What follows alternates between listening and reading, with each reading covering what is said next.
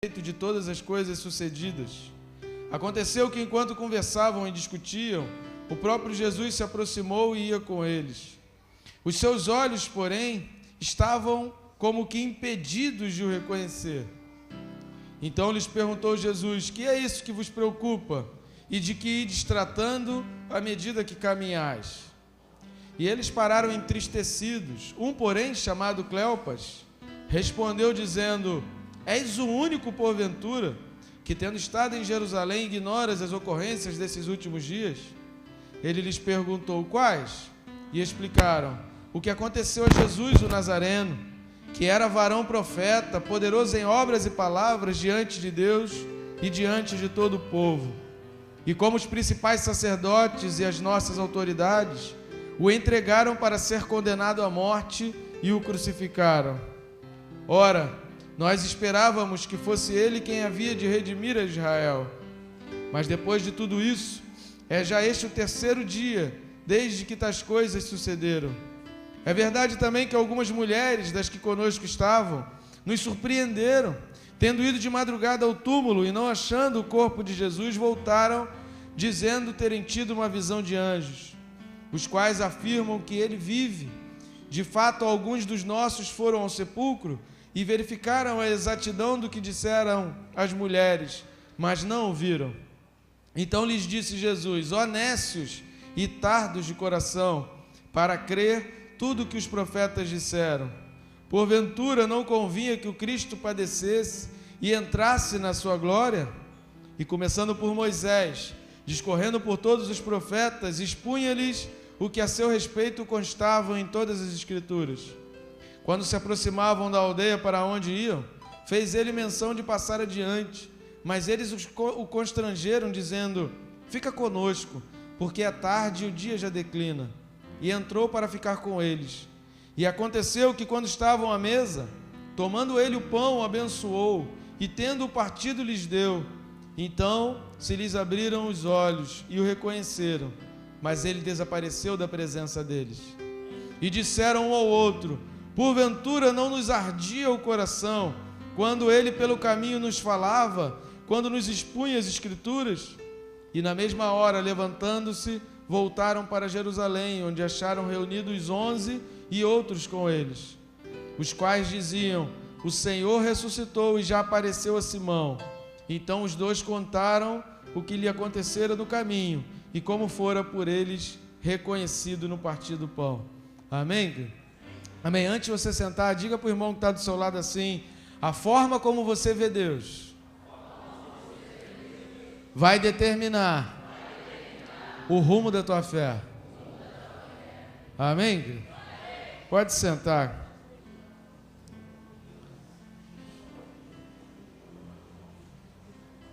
A maneira como a gente olha para Jesus Cristo, a maneira como a gente olha para Deus, determina o rumo da nossa fé.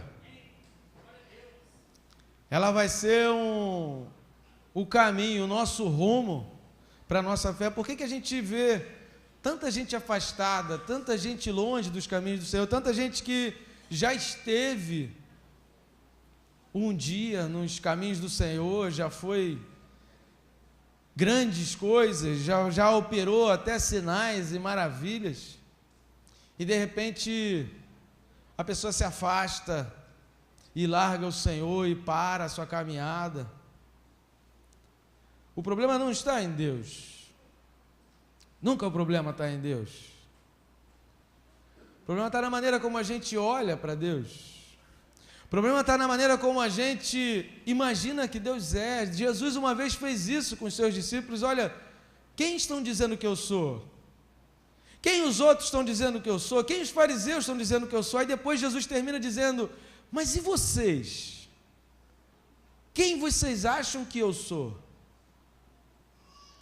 Porque a gente precisa olhar para Jesus de uma maneira como Ele é, da forma como Ele é. E o que a gente percebe aqui nesses dois discípulos, que não eram os 11, que não eram aqueles que caminharam mais próximos de Jesus, mas eram discípulos que conheceram de certa forma o caminhar de Jesus e sabiam muito bem quem era Jesus. Tanto que Lucas, ele enfatiza bastante essa questão de que eles eram realmente discípulos de Jesus Cristo. A gente percebe nitidamente que eles eram judeus, homens que tinham uma esperança e depositavam em Jesus Cristo uma certa esperança, uma certa expectativa do seu coração, e eles olharam para Jesus de acordo com a expectativa do seu coração. Querido, Deus sabe o porquê que você entrou aqui e o que te trouxe aqui nessa noite, mas você precisa olhar para Jesus como Ele é, e deixa que as expectativas do teu coração, Deus vai tratar, Deus vai entrar, Deus vai se encontrar contigo. Mas você tem que olhar para Jesus como Ele é, enxergar Jesus da forma que Ele é. E a gente vê aqui, né, Jesus, ele chega num momento aqui que ele se passa até por, né, Jesus tem um certo sarcasmo, Jesus ele tem um certo senso de humor, que eu acho interessante isso em Jesus. Ele usa de um certo senso de humor, porque eles estavam lá discutindo, preocupados, e a gente vai ver sobre esse sentimento deles. Eles estavam lá, né, tremendamente conturbados. Jesus chegou e pergunta assim: mas por que vocês estão assim? Aí eles falam, né, você está em Jerusalém há quanto tempo que você não soube o que aconteceu com Jesus? Aí eles explicam para Jesus o que aconteceu com Jesus. Assim somos nós, querido. Pastor Calu fez a oração aqui pelo Brasil, né? Eu acho que a gente precisa encaixar isso nas nossas orações, né? Fazer mais esse tipo de oração, orar pela nossa nação, pelo nosso país, orar pelo mundo, né? Como a gente cantou aqui, né? Achei interessante, achei muito legal a sequência das canções, aí a gente vai comentar um pouco a respeito das músicas, achei muito legal isso. E a gente cantou nessa música, Quando o Mundo Cai ao Meu Redor, né? Tu és a esperança para mim. Mas o que isso significa? O que isso quer dizer para nós? O país vive um caos, a gente vive um caos ideológico. O Brasil vive um caos onde hoje o país se expandiu tanto em termos de partidos políticos que a gente perdeu ideologia. Você vê, quem acompanha um pouco o noticiário, você vê lá as eleições nos Estados Unidos, você tem republicanos e democratas. Você tem posições ideológicas, você tem convicções. O Brasil hoje não tem mais ideologia política. O povo está sem sonhos. E mesmo nos países onde há ainda alguma ideologia, o que a gente vê é uma sociedade, uma geração de pessoas egoístas, de pessoas individualistas. A gente está vivendo uma sociedade onde as pessoas elas são tremendamente egoístas, e o grande problema é que o diabo está conseguindo cegar. O texto diz que os dois, eles caminhavam ali, estavam ao lado de Jesus, estavam conversando com Jesus, estavam ouvindo Jesus, e eles não conseguiram discernir Jesus Cristo, porque o diabo consegue cegar a gente de tal forma que a gente acaba trazendo essas coisas para dentro da igreja, e a gente acaba vivendo uma igreja egoísta, uma igreja daquele tipo que diz lá em Provérbios 30, versículos 15 e 16, Provérbios 30, ele diz o seguinte: a sanguessuga tem duas filhas, a saber, dá e dá. Há três coisas que nunca se fartam, sim, quatro coisas que não dizem basta. Elas são a sepultura, a madre estéril, a terra, que se não farta de água, e o fogo, que nunca diz basta. Em outras versões aí, talvez você tenha alguma versão aí que fale sobre isso, no início do versículo 16 aqui, fala em Sheol, que é o inferno. A vida de sanguessuga conduz a pessoa ao inferno. A vida egoísta, a vida individualista, leva a pessoa para o inferno, mesmo dentro da igreja. Mesmo convivendo anos e anos dentro da igreja, e às vezes a gente impulsiona o povo para viver uma vida de dar e dar. Sabe, querido, Deus, Ele te ama e Ele te escolheu. Você ainda estava no ventre da tua mãe, Deus te escolheu. Deus sabia quem era você. Quando você entrou aqui hoje, Deus sabia o teu problema, Deus sabe o que te trouxe aqui, Deus sabe se alguém te convidou, se você passou aqui pela porta e simplesmente entrou.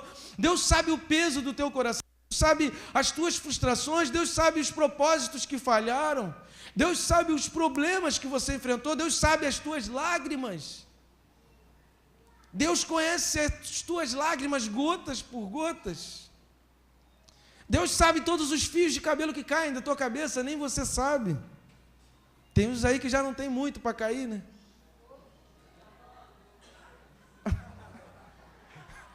Nada pessoal. Mas Deus sabe quantos fios caíram, os dias que caíram, onde eles caíram, fio por fio. E aí Jesus pregou durante 33 anos, que ele não pregou só durante 3 anos, ele pregou 33 anos. Ele pregou o amor, ele pregou um Deus que quer ser teu amigo, um Deus que quer ter um relacionamento. A gente fala muito isso lá quando a gente ministra a respeito de células, né? Se a gente fosse dizer uma palavra, ou se alguém perguntasse para você, vem cá, eu não conheço a Bíblia fala a respeito de quê? O que você diria se alguém te fizesse essa pergunta? A Bíblia fala a respeito de relacionamento. Esse é o tema central da Bíblia, relacionamento. Ela começa num relacionamento que Deus criou o homem para ter um relacionamento com Ele. Começa num relacionamento em que Deus observa que o homem estava triste. Começa num relacionamento tão íntimo com o homem que Deus falou assim, poxa, eu vou satisfazer a tua vontade, eu vou criar uma varoa, eu vou criar alguém que vai te olhar no rosto, alguém que vai poder ter um relacionamento contigo assim como eu tenho contigo. E aí Deus cria a mulher e Deus começa a ver que aquilo era bom. E Deus começa a ter um relacionamento com o homem, com a mulher. E todo dia Deus tinha um relacionamento tão próximo que Deus perguntava, como é que foi o teu dia? E aí, vocês estão felizes? Todo dia Deus se encontrava com eles e perguntava, como é que vocês passaram o dia? Isso é relacionamento, isso é intimidade, isso é aproximação. E aí a Bíblia vai relatando um homem que quebrou um relacionamento, e a tristeza de Deus foi olhar e dizer assim, ué Adão, por que você está vestido com essas folhas? Ou seja, Deus fala assim, por que o nosso relacionamento começou a ser quebrado? E aí, se a gente fosse discorrer por todos os personagens, em todos os fatos da Bíblia, a gente vai cair em relacionamentos. Porque o propósito da Bíblia é relacionamentos. E quando você tem uma relação de dar apenas, onde eu não dou, onde eu só quero sugar, onde você tem um relacionamento em que você é a sanguessuga que puxa, esse relacionamento não vai poder ir à frente. Esse relacionamento não vai poder ir muito longe. E o que a Bíblia diz em Provérbios 30, 15 e 16, é que esse tipo de relacionamento dá e dá, essa vida de sanguessuga, ela conduz ao inferno, ela conduz à sepultura, ela conduz ao desastre. Vida de sanguessuga leva para o inferno, querido, mesmo dentro da igreja. E o que eu tenho visto é que o diabo, ele sabe que ele não pode contra o poder do Espírito Santo. Então o que o diabo faz? Ele paralisa as pessoas. Ele muda o foco. Porque o poder do Espírito Santo às vezes invade, há momentos em que o Espírito Santo desce, que o poder dele toma, e pessoas falam em línguas, e as coisas acontecem, maravilhas acontecem. E aí o diabo, ele não pode impedir o mover do Espírito Santo. Mas o que ele faz? Ele cega. E a pessoa acha que aquilo é tudo. Ele cega a pessoa de uma tal maneira que a pessoa acha que aquela manifestação do Espírito Santo é tudo que Deus quer para ele. E não é, querido. E não é, não tem lugar na Bíblia que você vá ver que vá mostrar que esse é o fim. Não tem lugar. E as pessoas se paralisam. E elas começam a se tornar sanguessugas gospels, onde ela entra na igreja pelo que Deus pode me dar, pelo que a igreja pode me oferecer. Essa semana a gente tem vários grupos, né, no WhatsApp, e num dos grupos a pessoa postou lá uns negocinhos de bom dia, de não sei o que lá. E aí ninguém comentou nada, porque eles estavam envolvidos num outro problema, e as pessoas estavam falando do outro problema, daqui a pouco apareceu a pessoa, saiu do grupo. Aí alguém do grupo entrou em contato com ela, mas por que você saiu do grupo? Fiquei chateado. Postei lá o bom dia, ninguém comentou nada. Ninguém falou nada a respeito da minha postagem. Gente, não dá para ter mais crente mimadinho, querido. Não dá, a gente não está vivendo um tempo para crente mimado.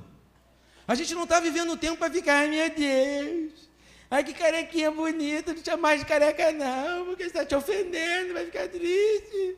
Ai meu Deus, não posso falar com ele, não posso brigar com ele, não posso chamar a atenção dele. Que isso, gente? 147 pessoas morreram no Quênia assim, ó. Quem é cristão, vem para cá. Quem não é, fica aqui. Ah, vocês são cristãos? Brrr, matou. A gente está vivendo um tempo onde a pressão sobre os evangélicos está começando a aumentar. Você ainda não sentiu isso, mas quem é pastor sente.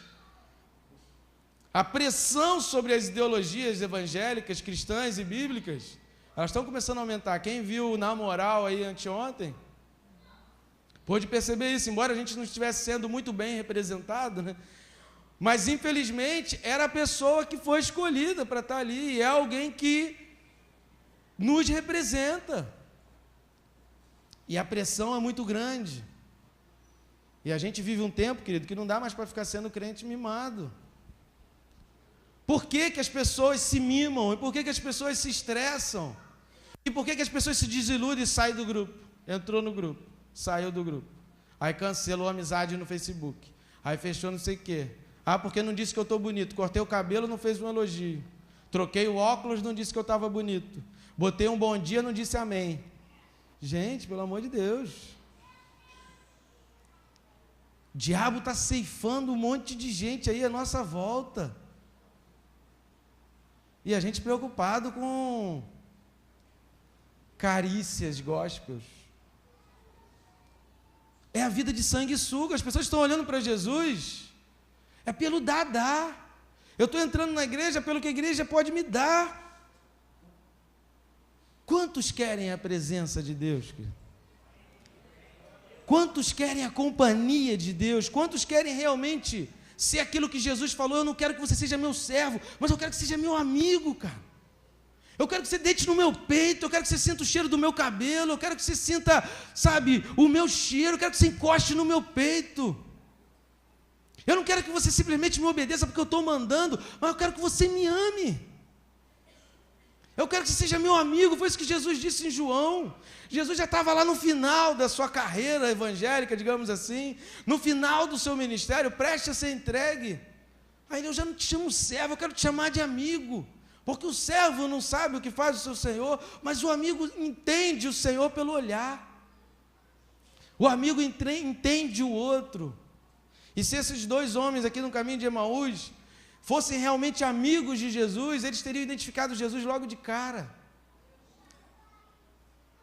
Mas eles não eram. Eles estavam olhando para Jesus da maneira errada. A palavra de Deus, querido, ela sempre precisa arder no nosso coração. Sempre precisa arder.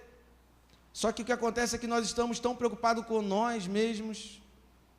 Nós estamos tão preocupados com os nossos problemas, que Jesus está do nosso lado e a gente não enxerga. Jesus está ali o tempo inteiro conosco e a gente ainda posta no Facebook: Deus me abandonou. E Jesus está ali do nosso lado, conversando conosco, mas a gente não consegue ver, porque a gente não está olhando para Jesus. A gente está olhando para o nosso problema, a gente está olhando para o nosso umbigo. A Bíblia por diversas vezes fala: levanta a cabeça. Sabe por quê, querido? Aí você para de olhar para o teu umbigo. Aí você começa a ver que tem outras pessoas precisando do pouco que você sabe. Que tem outras pessoas precisando de um abraço, precisando de um aperto de mão. Jesus está ao nosso lado falando conosco, que a gente não dá importância, porque a gente está olhando da forma errada. E isso vai conduzir a nossa fé. E aí a gente passa por problemas, e o problema é de quem? O problema é de Deus. Isso precisa mudar, e precisa mudar logo. A gente não pode gerar uma nova geração de sanguessugas. Qual foi a última vez que a palavra e a presença de Jesus Cristo, ela ardeu no teu coração? Eu costumo dizer que o que mantém um crente firme, sem se desviar dos propósitos de Deus, são 3 P's: poder, presença e propósito. Poder, presença e propósito. O poder, porque sem o Espírito Santo, sem o poder do Espírito Santo na nossa vida, que nós não somos nada. Ele é que intercede por nós com gemidos inexprimíveis. Ele é que nos capacita, Ele é que nos guia, Ele é que nos orienta. Sem a presença do Filho de Jesus Cristo conosco, querido, nós não somos nada, porque é Ele que nos reveste, Ele é a nossa armadura, Ele é o nosso capacete, Ele é o nosso escudo, Ele é a nossa espada. E sem os propósitos de Deus para nós, através da palavra, através da direção individual com Deus, através de um relacionamento pessoal com o Pai, poder do Espírito Santo, presença do Filho, propósitos do Pai, isso tudo tem que ser na palavra. É a palavra. A gente não pode se contentar só com uma parte. Quem já leu Ezequiel 47, Deus dá uma visão para Ezequiel: Ezequiel, ó, vai lá, a água está aqui na canela, anda mais um pouquinho, a água foi no joelho, andou mais um pouquinho, a água está aqui. Tem muito crente que fala: já está bom, vou embora. Deus quer profundidade contigo, querido. Deus quer que você se aprofunde com Ele, Deus quer que você entre no rio com Ele, Deus quer que você navegue com Ele, Deus quer que você esteja junto com Ele, Deus quer a tua companhia, Deus te chama para acompanhá-lo.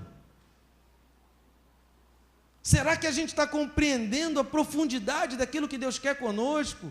Quando a gente se prende simplesmente ao que eu preciso, ao milagre que eu quero, aquilo que eu desejo, querido, é muito pouco do que Deus pode te dar. É muito pouco. É como se a água parasse na tua canela e você dissesse que está bom. Deus quer mais, querido. Deus quer te envolver por completo. Deus quer envolver a tua mente, Deus quer ter um relacionamento contigo, Deus quer te chamar de amigo. Deus quer que você seja amigo dEle, Ele quer que a presença dEle arda no teu coração, arda no teu peito. Mas Ele não quer isso para amanhã, querido, Ele quer isso hoje, Ele quer isso agora. Ele quer que a presença dEle entre no teu coração e comece a arder. A gente não pode ficar se contentando em ficar na beirada do rio. A gente não pode ficar se contentando e ficar comendo migalhas. Deus quer algo a mais conosco. E aí eu me lembro, Jesus ele vai citar aqui, discorrer com esses dois, e eles, ainda assim, eles não conseguem identificar que é Jesus. Jesus vai falar de Moisés, dos profetas, né? E Jesus começa a falar, e eu me lembro a esse respeito, de 2 personagens bíblicos, né? Que é de Moisés e de Paulo. Em Números, capítulo 12, o primeiro personagem, né, que é Moisés. Em Números, capítulo 12, Moisés ele passa por uma experiência interessante, que ele começa a passar por um momento em que ele está sendo traído. E no versículo 4 diz que logo o Senhor disse a Moisés e a Arão e a Midian: vós 3, saí a tenda da congregação. E saíram eles 3. Então o Senhor desceu na coluna de nuvem e se pôs à porta da tenda. Depois chamou Arão e a Miriam, e eles se apresentaram. Então disse: ouvi agora as minhas palavras. Se entre vós há profeta, eu, Senhor, em visão a ele, me faço conhecer, ou falo com ele em sonhos. Não é assim, com o meu servo Moisés, que é fiel em toda a minha casa. Boca a boca falo com ele, claramente, e não por enigmas, pois ele vê a forma do Senhor.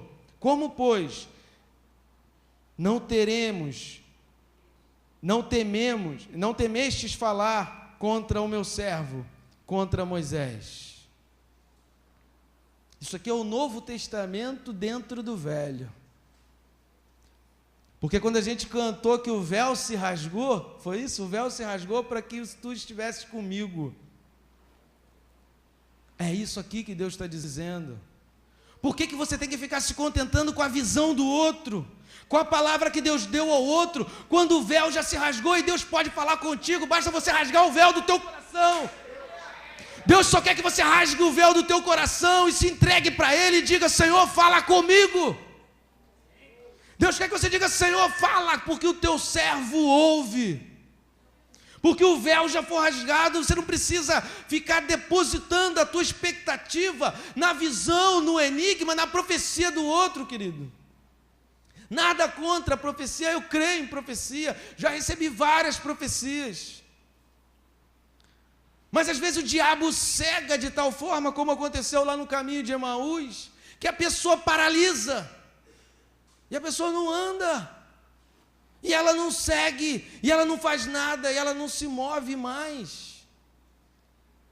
E ela não consegue enxergar, porque ela não está olhando mais para Deus, ela está olhando para o homem. Deus fala contigo pela palavra. Se contentar, querido, com visões, com enigmas, com palavras do outro e achar que aquilo é tudo. Se contentar com uma manifestação do Espírito Santo e achar que isso é tudo, é muito pouco. É muito pouco do que Deus quer para a tua vida. Deus fala contigo pela palavra, a palavra é a face de Deus para você. Vejam porque Deus tinha essa opinião a respeito de Moisés. Êxodo 33, versículo 12. Aí está a grande diferença, digamos assim, né? Como tinha uma menina que falava lá no trabalho, era o pulo do gato de Moisés. Êxodo 33, 12.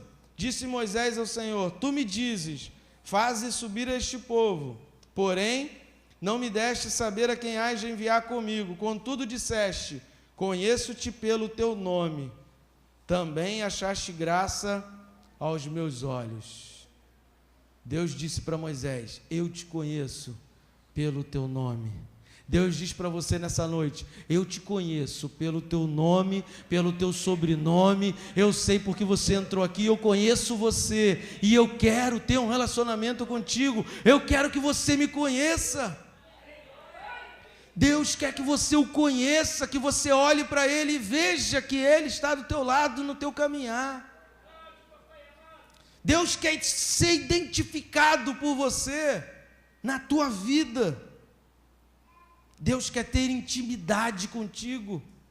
Aquela intimidade que foi quebrada com Adão e Eva quando eles pecaram. Deus quer resgatar essa intimidade na minha vida e na tua. Não existe mais aquela figura do superpoderoso, do supercrente, do ungidão. O ungidão é Jesus Cristo. O ungidão é Jesus Cristo, Ele é o ungido, por isso Ele é o Messias, por isso Ele é o Mestre, por isso Ele tem o poder, Ele é o ungidão, querido. O que Deus quer é sacerdotes com corações rasgados. O que Deus quer é homens onde a palavra de Deus estão impressas no coração e podem rasgar isso aqui, pode jogar o teu celular fora, porque a palavra está cravada no teu peito. E o diabo não pode tocar nisso, ele não pode arrancar a palavra gravada no teu peito. E às vezes a gente paralisa. Paulo foi outro homem, em Atos capítulos, a partir do 19, né? Mas a gente vai ler aqui, capítulo 21, versículo 10.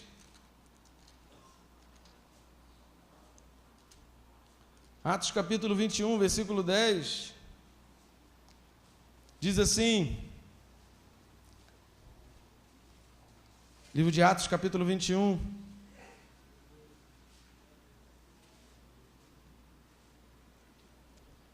versículo 10. Demorando-nos ali alguns dias, desceu da Judéia um profeta chamado Ágabo, E vindo ter conosco, tomando o cinto de Paulo, ligando com ele os próprios pés e mãos, declarou: isto diz o Espírito Santo, assim os judeus em Jerusalém farão ao dono deste cinto e entregarão nas mãos dos gentios. Quando ouvimos essas palavras, tanto nós como os daquele lugar, rogamos a Paulo que não subisse a Jerusalém. Então ele respondeu: que fazeis, jejuando, chorando e quebrantando o coração? Pois estou pronto, não só para ser preso, mas até para morrer em Jerusalém pelo nome do Senhor Jesus. Como, porém, não persuadimos, conformados dissemos: faça-se a vontade do Senhor. Se você continuar lendo o versículo 17, diz: tendo nós chegado a Jerusalém. Camarada cheio do Espírito Santo, pegou o cinto e falou: Paulo. Aliás, ele não falou Paulo, ele falou assim: o dono desse cinto, é isso que vão fazer em Jerusalém, vão esmagar, vão arrebentar, vão bater. E aí alguém disse: Paulo, o cinto é teu, essa palavra é para você. O que você faria? Muita gente fugiria. Aí Paulo fala: ué, se eu não for, a palavra não vai ser cumprida. Se é a palavra de Deus e a gente crê que foi o Espírito Santo que falou, então eu vou, porque eu estou pronto para morrer, eu estou pronto para me entregar por Jesus Cristo. Se Jesus Cristo quiser que eu morra lá, e é isso que Ele estiver dizendo, eu vou morrer, porque eu estou pronto para me entregar por Ele. Tem gente que às vezes paralisa. Eu me lembro quando eu fui operar o joelho, me ligou uma pessoa e falou assim: ó, Deus está dizendo para você não entrar na mesa de cirurgia, porque você vai morrer. Aí eu falei assim: se é Deus que está falando, eu vou morrer. Se não é Deus, eu vou voltar, mas eu vou operar. Ué, eu vou cancelar a cirurgia, já tudo pronto. Aí eu vou cancelar a cirurgia porque ele estava dizendo que se eu entrasse na minha cirurgia, eu ia morrer. Ué, se é Deus que está dizendo, eu vou morrer. E aí, tchau, tá? Um beijão. Te vejo na glória. Agora, se não é Deus, eu vou voltar de lá. Porque naquela mesma semana, no mesmo hospital, injetaram lá leite no soro, mas tinha morrido já uma outra pessoa lá. A cirurgia simples, botaram outra coisa no frasco de soro e mataram a pessoa lá. E aí alguém liga para mim para dizer: ó, Deus está me dizendo que se você for para a minha cirurgia, você vai morrer. Ué, então eu vou. Às vezes a pessoa recebe uma palavra, a pessoa paralisa, a pessoa congela, e aí ela não se mexe mais na vida. E aí, querido, por causa disso, você acha que Paulo ia deixar de ir? Não a profecia que a gente está questionando, mas é o relacionamento com Deus. A gente tem que estar pronto para tudo com Deus. Quem quer te parar, querido? Com certeza não é Deus. Não é Deus que quer te parar, é óbvio que não. Deus quer que você siga. Paulo tinha consciência do chamado dele, Paulo tinha certeza do seu chamado, Moisés tinha consciência do seu chamado. E eles falam: eu vou seguir, porque eu conheço o meu Deus face a face. Eu sei quem é o meu Deus. E você sabe quem é o teu Deus? Paulo conseguiu identificar quem era Jesus Cristo.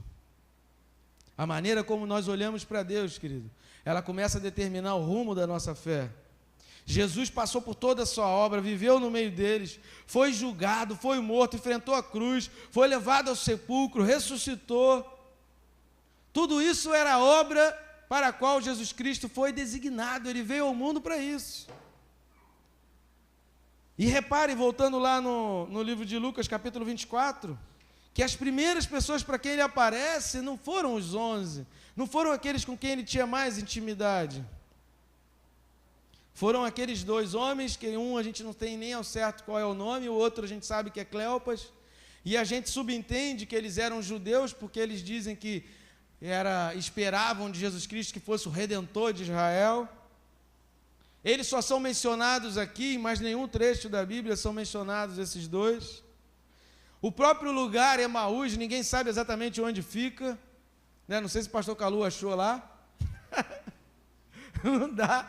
Ninguém sabe exatamente onde fica Emaús, e também pouco interessa onde fica Emaús, porque naquela época sumia-se muitos vilarejos, muitas aldeias no Império Romano desapareceram e sucumbiram por causa desse negócio de tomada de terra, mudava de nome, expandia o reino e desapareciam lá.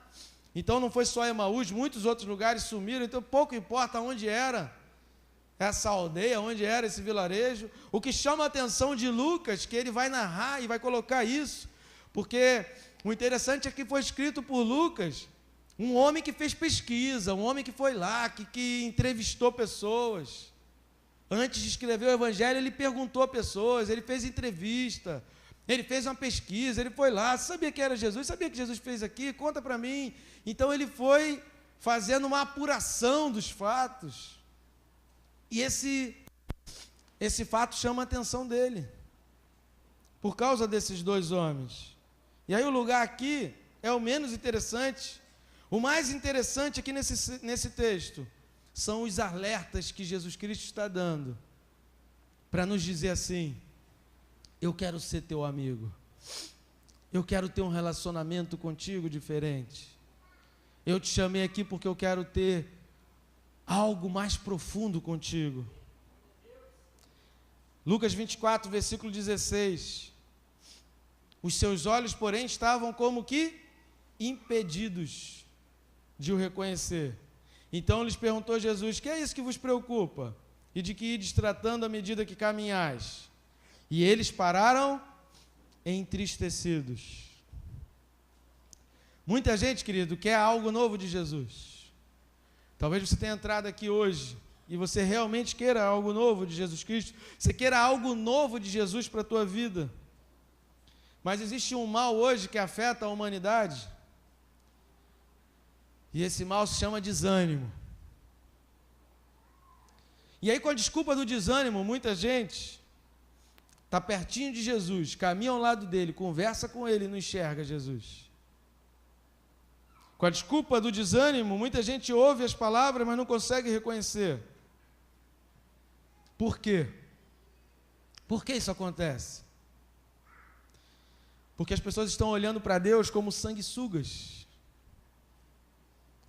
E o desânimo, o que é? É mais uma das desculpas do sanguessuga para poder puxar mais.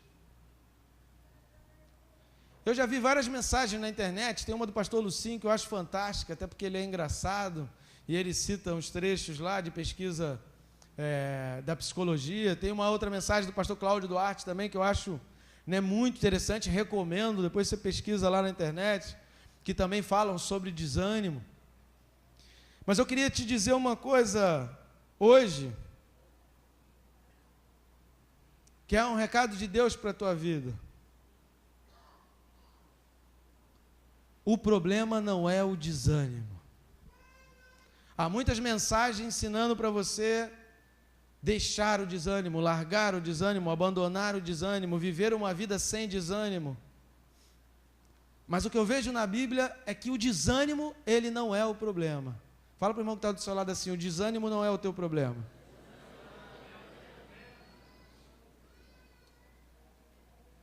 Agora fala para ele: o problema é o que você faz com o desânimo. Sabe por quê, querido? Quando eu olho para a Bíblia, eu vejo homens como Moisés, Davi, Elias, Jeremias, que enfrentaram situações terríveis de desânimo. José esquecido lá no Egito, esquecido na cadeia, esquecido na prisão, esperando que aquele camarada a quem ele revelou o sonho um dia pudesse se lembrar dele. Quase 10 anos José ficou na cadeia esperando ser lembrado. Moisés, tem um trecho da Bíblia, em Deuteronômio 29, que aí eu acho mais interessante, porque não era só Moisés que estava desanimado, Deus estava desanimado com aquele povo. Deuteronômio capítulo 9, vai dizer que Deus estava desanimado com aquele povo, e estava tão desanimado com aquele povo, que Deus faz uma proposta para Moisés. Você sabe qual foi a proposta que Deus fez para Moisés? Moisés, se você quiser, eu acabo com essa raça todinha, um por um, eu destruo tudo e faço um novo povo a partir de você, porque eu não aguento mais esse povo reclamão. Eu não aguento mais essa gente mimada que fica no deserto. Eu dou codorniz, eu dou pão, eu dou tudo todo dia. Eu faço milagre um dia após o outro. Eles têm ar, eles respiram, eles têm saúde. Eles são guiados por mim. Tem nuvem de fogo, tem nuvem de dia, tem nuvem de noite. Tem poder, tem mar aberto. Tem isso, tem aquilo. Eu faço tudo e o povo não está contente. Eu não aguento essa raça de sanguessuga, Moisés. Eu acabo com esse povo e faço um povo novo a partir de você. 30 anos depois, eu acho que Moisés se arrependeu um pouco daquilo que ele fez. Mas ele, naquele momento, ele falou: Senhor, não faz isso com esse povo. O que os outros povos vão dizer? Nós saímos do Egito, eles vão dizer: olha, saiu do Egito para morrer no deserto. Olha o que Deus fez. Eu tenho quase certeza, abre parênteses, conjectura minha, que 30 anos depois Moisés se arrependeu da oração que fez. Mas naquela hora ele fez isso. Deus estava desanimado, querido. Moisés estava tão desanimado que desceu todo empolgado. Todo empolgado, Moisés desceu lá do monte onde o pastor Calu foi e tirou foto. Eu fiquei babando lá. Eu falei, poxa, que maravilha, que sentimento que não devia estar nele, na Sônia lá, visitando aquele lugar. Moisés desceu de lá. O que Moisés encontra embaixo? O povo adorando bezerro de ouro. Aí Moisés faz o quê? Pega a tábua e quebra. Moisés desanimou, querido. Davi desanimou, foi para a caverna de Adulão. Aí sabe o que Deus fez? Botou no Facebook, Davi se sentindo desanimado na caverna. 400 pessoas foram atrás de Davi, querido. Olha, hoje em dia, eu estou querendo vender 400 livros. Vou ver se eu consigo vender hoje aqui, em nome de Jesus. Está difícil. Davi conseguiu juntar 400 pessoas na caverna de Adulão. Aí Davi fala assim: eu não posso deixar o desânimo me dominar. Essas pessoas vão perecer se eu deixar o desânimo me dominar. Eu estou desanimado, mas eu preciso animar essa gente. Elias, que o irmão ali citou no louvor, Elias fez aquilo tudo, botou fogo, desce fogo, você quer, molha aqui, molha lá. Aí debochou ainda dos profetas de Baal, né? Grita mais, que sabe, de repente, teu Deus não está lá no banheiro, fazendo as necessidades dele, e não está escutando, grita um pouco mais alto. E aí Elias, todo debochado, todo cheio de autoridade, todo cheio de poder, fez aquilo tudo. Baal não conseguiu nada, o fogo não desceu, aí ele vai, ora, o fogo desce no molhado e queima no molhado. E Elias cheio de poder. Pouco depois, Jezabel fala assim: eu vou matar Elias. Aí Elias o que faz? Ó, perna para que te quero. Correu. Aí Deus fala: Elias está fazendo o que aí? Come e levanta. Aí Elias comeu. Eu queria uma comida daquela igual de Elias, né? Que ele comeu a comida que ficou 40 dias caminhando só com aquela comida, né? Pensou, que comida é essa, gente? Que comida é essa? Nem astronauta tem a comida dessa. Aquela ração de astronauta lá não tem esse poder. Elias comeu comida poderosa. Comeu, caminhou 40 dias. Fez igual Jonas. Caminhou em direção à caverna, se escondendo de novo. E aí Deus fala: Elias, o que tu está fazendo aí, meu filho? Sai daí, cara. Ah, mas eu estou sozinho, Deus. Eu estou sozinho, aquela mulher maluca. Tu não conhece Jezabel, Deus. Aquela mulher doida. Aquela mulher quer acabar comigo, quer destruir tudo. Tu não conhece aquela mulher, tu não sabe quem é essa mulher. A mulher é doida. É doida varrida de pedra, azul e branca, mas ela é maluca. Elias está sozinho nada, Elias. Tem 7.000 lá, Elias, que não se dobraram o joelho ainda. Tem 7.000 contigo, está reclamando de que aí, Elias? Ah, Deus, não vou, daqui eu não vou sair não, Deus, estou desanimado. Estou triste, estou acabado. Tá bom, Elias, não sai não. Mas levanta daí, porque eu vou ungir outro em teu lugar. Simples assim, querido.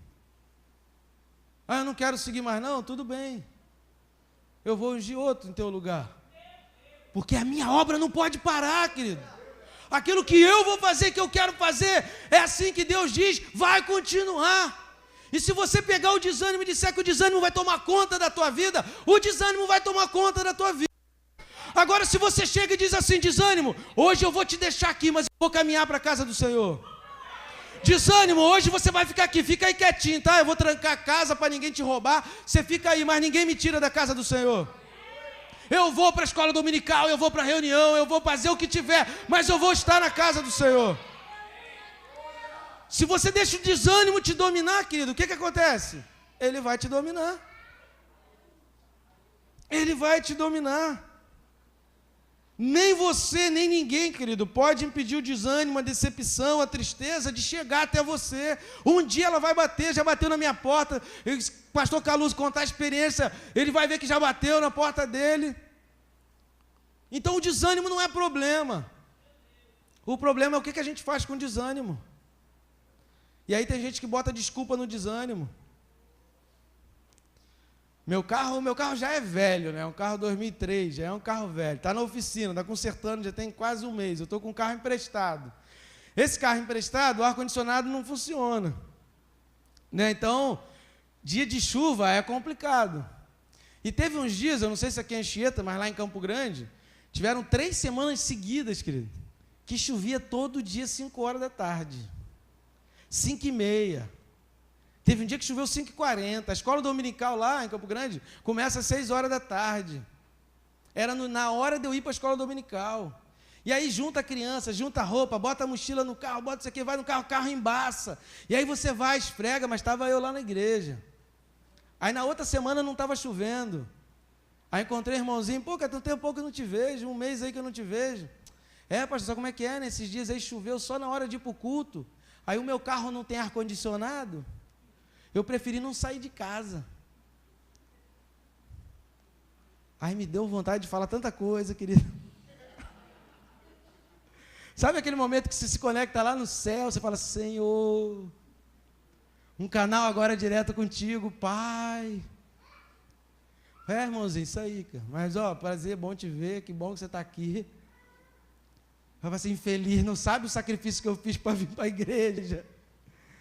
Limpando o vidro com um paninho, pedi minha esposa, vai, limpa aqui, enxuga aqui, porque não está dando para eu limpar agora você limpa, tira aqui, desembaça o vidro.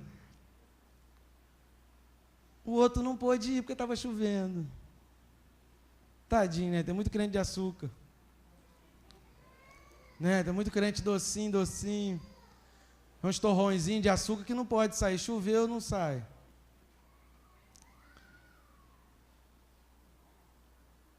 Voltando para o caminho de Emaús, vamos voltar lá para o caminho de Emaús. Eles estavam esperando um outro Jesus. O Jesus que eles estavam esperando não era aquele Jesus. Eles estavam esperando outro Jesus. E no versículo 18, eles falam para Jesus, você não sabe o que aconteceu com Jesus? Imagina a cara de Jesus. Eu fico imaginando, eu sou desse tipo assim, eu fico imaginando a cena, e aí eu fico imaginando a cara de Jesus. Eles perguntando para Jesus, você não sabe o que aconteceu com Jesus? Eu acho que Jesus naquela hora deu vontade de dizer, claro que eu sei, sou eu que estou aqui. Mas Jesus não falou. Jesus ficou quieto. É mesmo? O que houve? O que aconteceu? Conta para mim o que aconteceu. Aí eles começam a dizer, não, porque chegou, que fez isso, que aconteceu, porque morreu Jesus morreu. Jesus morreu, ele ia ser profeta de Israel, ele veio para ser um cara que ia... Aí ele usa uma expressão aqui, no versículo 21, redimir a Israel. Essa palavra redimir aqui é o sentido de libertar por um preço. Essa é a palavra que eles usaram aqui. Ou seja, eles disseram assim, Jesus viria para ser o homem que iria libertar Israel por um preço. E não fez isso.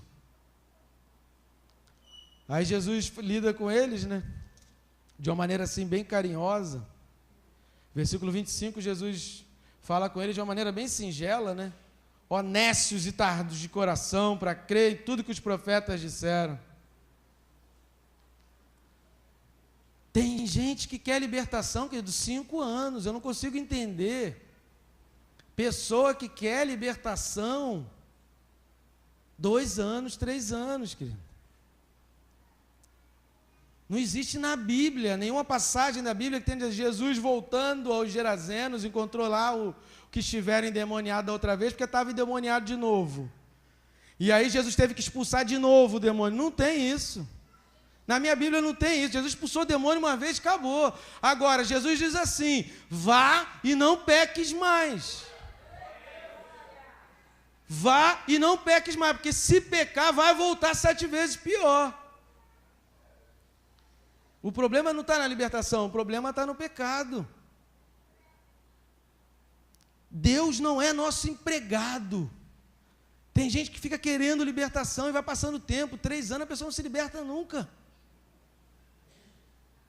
Nunca muda de vida, não vê isso na Bíblia. Não tem na Bíblia isso, a pessoa que ficou 6 anos ao lado de Jesus querendo libertação. Não tem isso que eu vejo na Bíblia. A Bíblia relata, tinha uma mulher da qual saiu 7 demônios. E ela contribuía para a obra de Jesus Cristo. E ela sustentava financeiramente Jesus Cristo. É isso que eu vejo. É isso que eu vejo. A libertação, querido, se está sendo querida uma segunda vez, terceira, quarta, quinta, sexta vez, é porque o olhar para Jesus é um olhar de sanguessuga. E ela não quer postura, ela não quer tomar atitude, ela não quer se consertar, ela não quer caminhar, ela não quer seguir o que Jesus fala. Ela quer que as pessoas fiquem em volta dela, porque aquela é uma maneira dela chamar atenção, dela ter as pessoas em volta dela.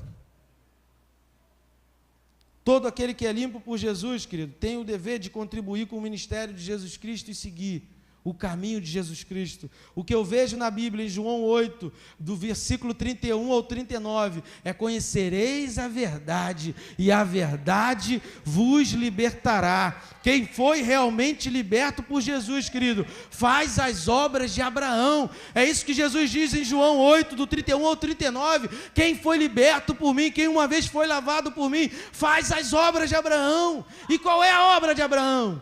Multiplicar, porque Deus disse para Abraão: de ti eu farei uma grande nação. Essa semana a gente estava falando sobre honra lá na igreja. Malaquias capítulo 2 vai dizer que a desonra traz maldição, e até as bênçãos que Deus dá através da desonra, Deus transforma a bênção em maldição. Não é o diabo não, é Deus, por causa da desonra. Quando a gente falta à escola dominical, querido, a gente está desonrando a Deus. Quando a gente falta a um trabalho designado pela direção da igreja, a gente está desonrando a Deus. Quando a gente não cumpre o nosso chamado, a gente está desonrando a Deus. Quando a gente deixa de multiplicar, a gente está desonrando a Deus. E toda desonra traz maldição. Porque aquele que é amigo de Deus, aquele que tem intimidade com Ele, aquele que um dia foi liberto, quer gerar multiplicação, porque quer fazer as obras do Pai.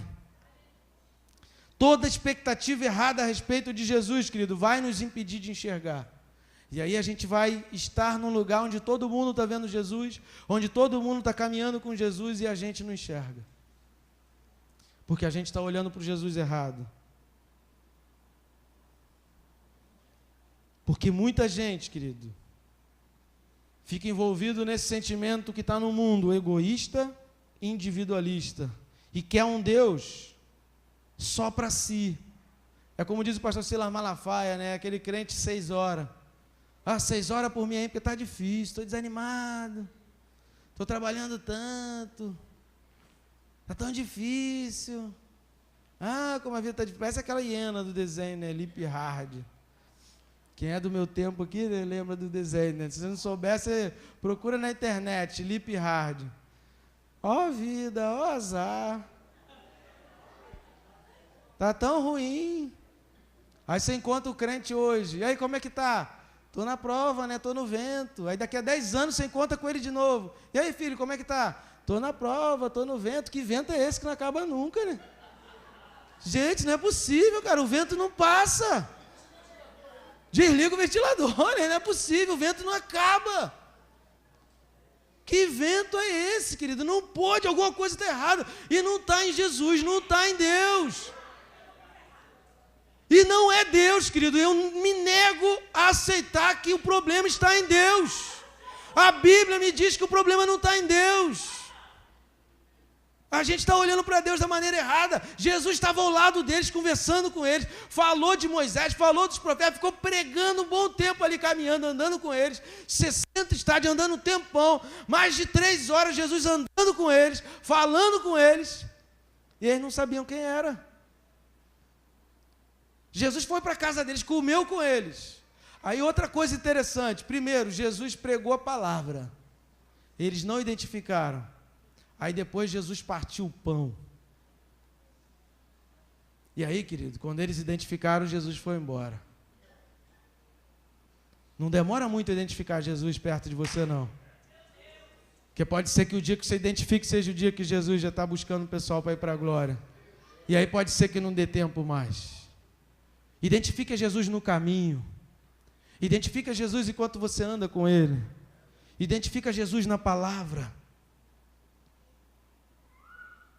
Nós estamos olhando para Jesus de maneira errada.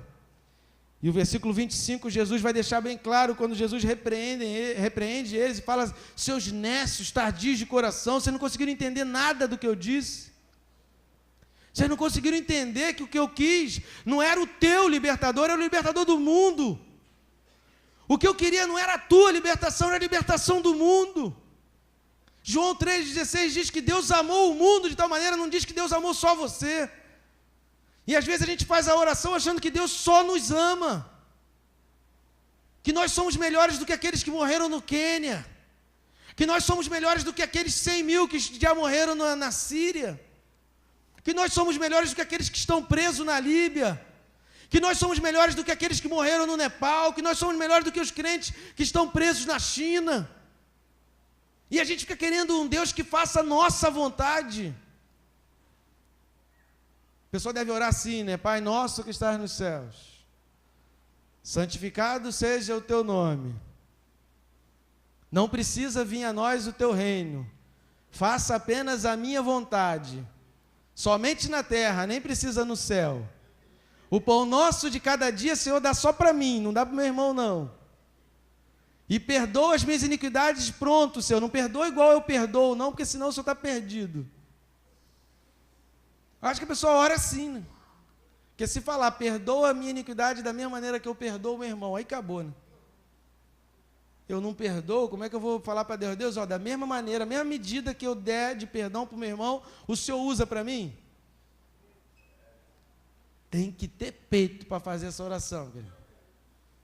Senhor, eu vou te dar a medida do perdão que eu quero para a minha vida, para os meus pecados. É essa medida aqui que eu perdoei o meu irmão, a minha irmã, o outro ali, o vizinho lá, não sei o quê, ó. Essa aqui é a medida, pode derramar do teu perdão aí. Tem gente que olha para a mão assim e não dou nada, perdoei nada. Tem gente que ora querendo que Deus faça a vontade dele, sua, particular, e não a de Deus. Venha a nós o teu reino, Senhor. E seja feita a tua vontade, Deus, não a minha. Tanto na terra quanto no céu. Jesus não é só para você, querido. Jesus é para o mundo inteiro. E você que é escolhido por Ele para continuar a obra dEle, que Ele deixou aqui na terra, nas tuas mãos. E o versículo 32, de Lucas 24, disseram um ao outro: porventura não nos ardia o coração, quando Ele pelo caminho nos falava? A gente precisa deixar o egoísmo de lado. A gente precisa aprender a deixar aquele Jesus que é só nosso de lado. Quantas vezes seu coração ardeu com as palavras de Jesus e você não fez nada? Vai chegar a hora, querido, em breve, em que não haverá mais tempo. Quantas vezes o Senhor já te disse: levanta-te, e você continuou querendo que Ele faça só na tua vida? A nossa oração hoje, querido, não pode ser mais faça só em mim, mas Senhor, faça comigo e através de mim. Não peça para fazer por você, mas peça para Deus fazer com você. E faça como o Tiago ensina: Deus, se o Senhor quiser, faz na minha vida. Paulo orou 3 vezes só. Na terceira vez, quando Deus disse: Paulo, a minha graça te basta, Paulo parou de pedir por aquilo, e era um problema sério para ele, mas ele parou de pedir por aquilo. E aquele problema dele não impediu de fazer a vontade do Senhor. O que te impede, o que te paralisa de fazer a vontade de Deus? Se você mudar a forma como você vê Deus, dessa forma egoísta e individualista, para uma forma de um Deus que é universal, para uma forma de um Deus que é o Senhor dos senhores, o Rei dos reis, Ele é o poder dos poderes, e você é um instrumento, um vaso escolhido por Ele, e que precisa ser cheio dEle. Deus não é propriedade sua, querido, mas você tem que ser propriedade dEle. Deus não é particular seu, mas a Bíblia diz, Pedro fala na carta dele, mas nós somos propriedades dEle, exclusivas do Senhor. Nós somos propriedades dEle. Você é a propriedade dEle, querido. Deus quer uma intimidade contigo. Deus quer de você mais do que andar na beirada do rio. Deus quer de você mais do que operar milagres, querido. Mais milagres do que houve no povo de Israel enquanto estava no deserto os 40 anos. Eu acho muito difícil que na vida de alguém aqui ou na face da terra hoje tenha tido mais milagres do que aquele povo presenciou ali no deserto. Desde o Egito, considerando desde as 10 pragas, não existe povo nenhum no mundo que fez mais milagre. E aquele povo pereceu no deserto. E diz o autor aos Hebreus que o povo não entrou na terra prometida por causa da incredulidade. Se milagre fizesse alguém crer, querido, aquele povo teria entrado na terra prometida. O poder do Espírito Santo, querido, não pode ser tudo o que você quer. Dons, manifestações, não pode ser tudo. O poder do Espírito Santo na tua vida é muito mais do que isso. Deus quer te usar. Deus quer que você seja canal. Deus quer que você faça como João 8, do 31 ao 39, Jesus diz. Deus quer que você multiplique. Deus quer que você gere vida. Jesus uma vez disse assim: aquele que crê em mim, que bebe da água que eu der, eu vou fazer dele manancial de água viva. Você consegue entender o que é isso, querido? Deus não quer que você mate a tua sede. Deus quer que de você comece a brotar um rio, em que outros vão vir até você para matar a sede. Você não só vai ter água, querido, como você vai poder dar água em abundância para os outros. É isso que Deus quer para a tua vida. E aí você está preocupado com o teu mundo, você está preocupado com o teu problema, e você paralisou a tua vida, querido. Jesus, Ele quer algo maior na tua vida. Ele quer que você o identifique, que você o veja da maneira como Ele é, e não da forma que é a tua expectativa. A gente precisa parar e pegar as nossas expectativas a respeito de Deus, colocar de lado e dizer: Senhor, eu quero te conhecer, eu quero a tua presença. Eu quero a tua presença. Feche os teus olhos, querido, curva a sua cabeça.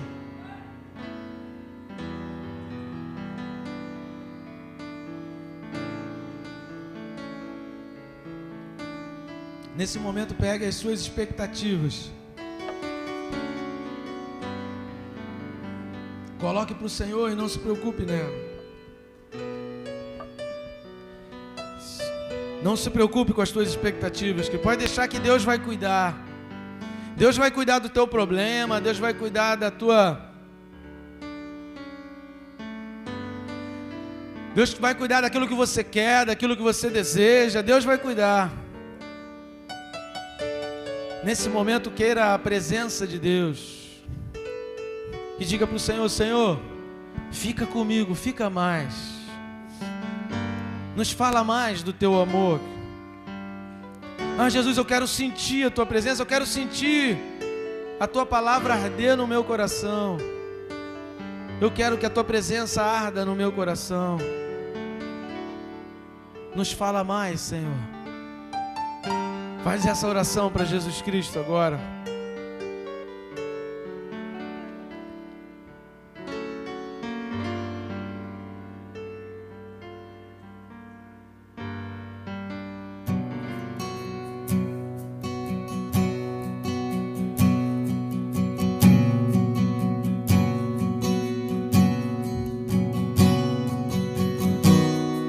Coloque-se como aqueles dois no caminho de Emaús. Você está ali agora, querido. Você precisa olhar para Jesus da maneira correta. Quem é Jesus para você? Quem é Jesus para você?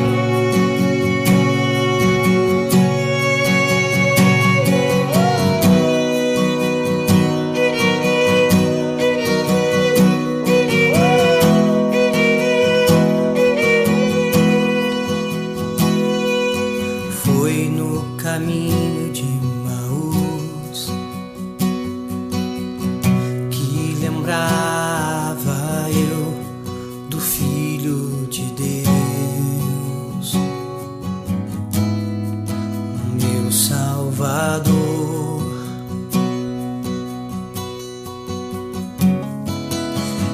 Era profeta de Deus. Coloque-se nesse caminho, querido. Esperança de Israel, de Nazaré. O que Deus quer para a tua vida? Rei dos judeus.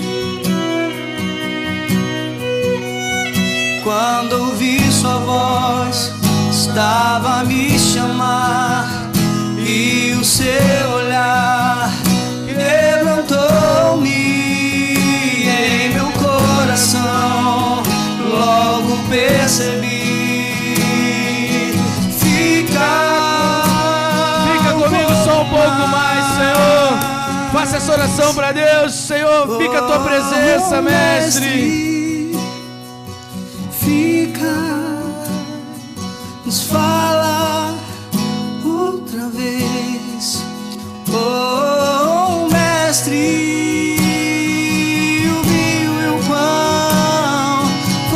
Ceiar mais uma vez, oh mestre. Fica mais, nos fala mais outra vez, mestre. O vinho e o pão, vamos ceiar comunhão, mais querido. Uma vez. Comunhão, relacionamento, o Senhor quer comunhão contigo. Mais que o ouro, mais do que qualquer bem nessa vida. Deus quer ouvir de você. Diga pra Ele: eu te amo, eu te louvo, eu te adoro. Mais do que bens, mais do que o Senhor pode fazer comigo. Cura meu ser. Não cura apenas minha vida, Senhor. Cura minha alma, cura o meu ser, cura o meu interior. Mais que o ouro, mais do que qualquer bem dessa vida.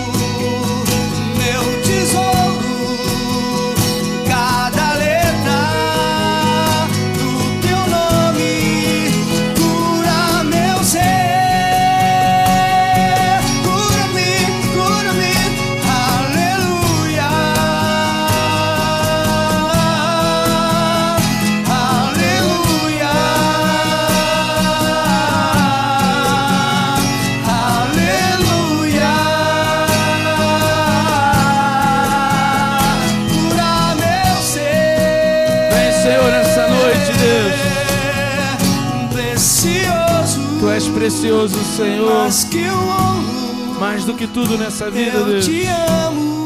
Nós queremos a Tua presença, Pai. Não há bem mais precioso do que o Senhor, Pai. Não é nada mais, ó Deus, que se compare à Tua presença. Ah, Jesus. Ah, Jesus. Continue de olhos fechados, querido, cabeça baixa. Você que nessa noite você quer se levantar e dizer: eu tenho expectativas, eu tenho problemas, mas nessa hora eu quero deixar os meus problemas de lado e eu quero a presença de Jesus Cristo. Eu quero algo novo na minha vida, eu quero que haja uma renovação, eu quero mudar a maneira como eu olho para Jesus Cristo. Se você nessa noite, você identificou que você tem olhado para Jesus de uma maneira diferente, que você tem olhado para Jesus dessas óticas erradas, através desses prismas errados, se você reconheceu isso, querido, fique de pé e nós vamos ministrar sobre a tua vida e eu quero orar por você. Se você identificou que você quer mais, que você quer essa presença, mais do que os teus problemas, mais do que algo para ser resolvido na tua vida, você quer essa presença maravilhosa e preciosa de Jesus Cristo. Fique de pé e nós vamos orar por você.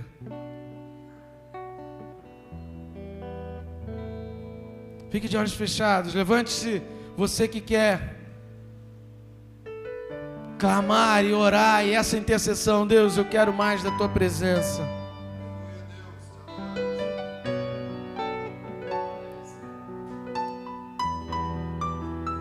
Fica mais, e nós vamos orar, Senhor, fica mais. Nos fala mais.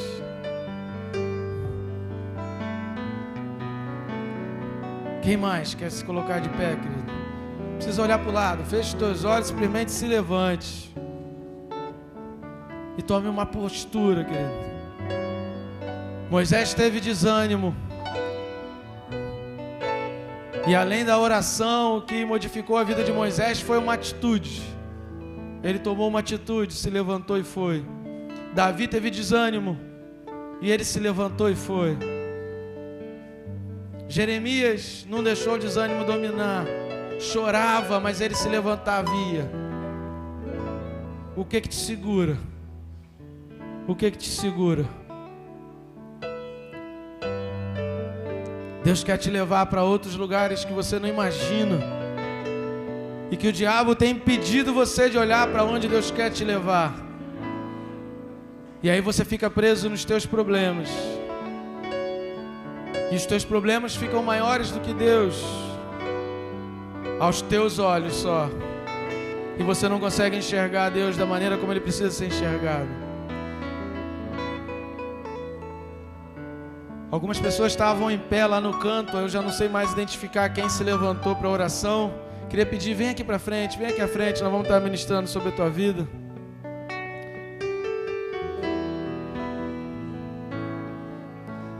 Bote a mão no ombro do irmão que está do seu lado, você que veio aqui na frente.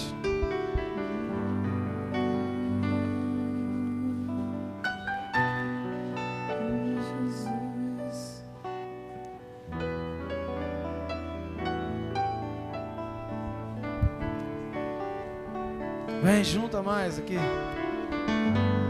Abraça o irmão que está do seu lado, bota a mão no ombro dele.